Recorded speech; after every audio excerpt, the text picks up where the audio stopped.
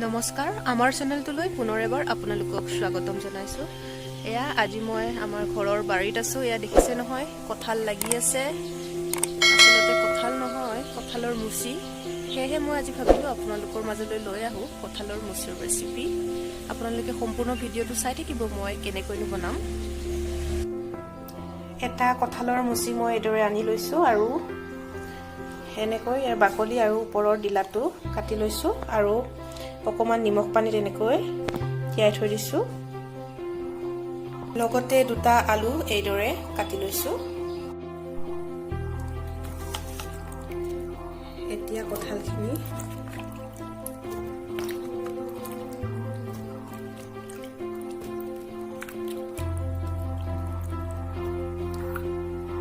আলুখিনি আৰু অকমান নিমখ দি দিছো।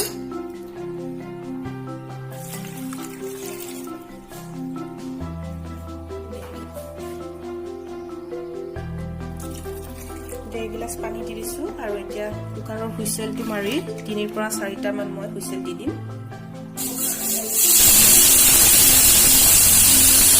4টা হুইসেল মাৰি লৈছে আৰু ইয়াৰ ভাপটো নিজে ঠাণ্ডা নোহোৱালৈকে এইটো খুলিব নালাগে, এনেকৈ থৈ দিম। আৰু আমাক লাগিব সৰু দুটা পিয়াজ এইদৰে কাটি লৈছো, আদা নহৰু পেষ্ট 2 পৰা 3 চামুচ মান হ'ব, দুটা বিলাহী এনেকৈ কুটি লৈছো, তেজপাত দুখিলা, মান ধনিয়া লৈ লৈছো মই। শুকান মছলাত মই লৈছো দুটা শুকান জলকীয়া, হালধি লৈছো সৰু চামুচেৰে 1 চামুচ কাশ্মীৰী ৰেড চিলি পাউডাৰ, 1 চামুচ লৈছো মিট মছলা, গৰম মছলা, জিৰা পাউডাৰ, 1 চামুচ পাঁচফোৰণ লৈ লৈছো, সোৱাদ অনুসৰি নিমখ লাগিব আৰু 3 পৰা 4 টেবুলস্পুন মান আমাক মিঠাতেল লাগিব। এতিয়া কেৰাহীখন পাতি তেল গৰম হ'বলৈ দিছিলো। তেলখিনি গৰম হৈছে। এতিয়া তেজপাতখিনি দি দিছো, লগতে শুকান জলকীয়া দুটা, পাঁচফোৰণখিনি দি দিছো। এইখিনি অকণমান টাইম হোৱাৰ পিছত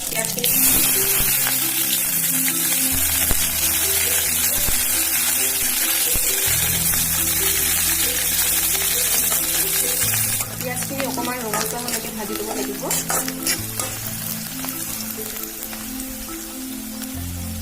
অকমান ৰঙচুৱা হৈছে। এতিয়া আদা ৰহুনৰ পেষ্টখিনি দি দিছো।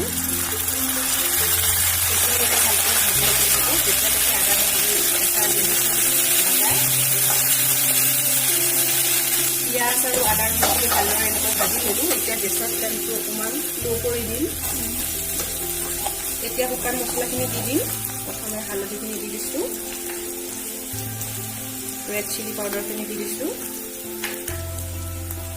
মিট মছলা, জিৰা পাউডাৰ এইখিনি দি লৰাই দিছো। কিন্তু ইয়াত অকণমান পানী দি দিম যাতে মছলাখিনি পুৰি নাযায়।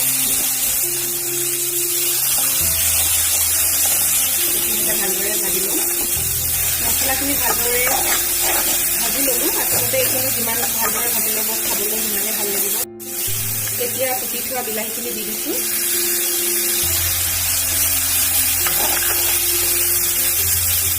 আৰু এতিয়া নিমখ দি দিম। নিমখ যিহেতু মই বইল কৰি দিছিলো, নিমখটো খাই ল'ব। এইখিনি ভালদৰে লৰাই দিব লাগিব।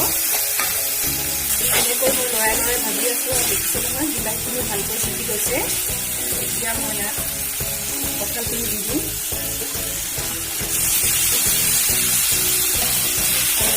মছলাখিনি আগতখিনি ভালদৰে মিলাই দিব লাগিব।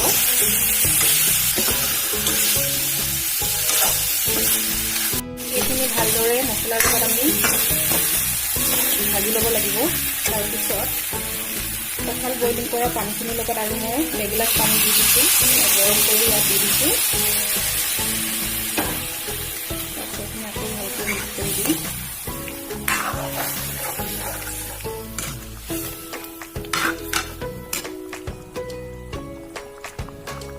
মই ঢাকনিখন দি মিডিয়াম ফ্লেমত 5 মিনিট মান এইদৰে সিজিবলৈ দি থম। 5 মিনিটৰ পিছত এয়া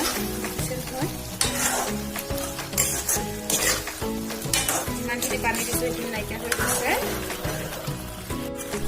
প্ৰায় আমাৰ কঁঠালৰ মুচিৰ চব্জি ৰেডি হৈ গৈছে এতিয়া মই শেষত গৰম মছলাখিনি দি দিছোঁ আৰু কাটি থোৱা মান ধনিয়াখিনি দি দিম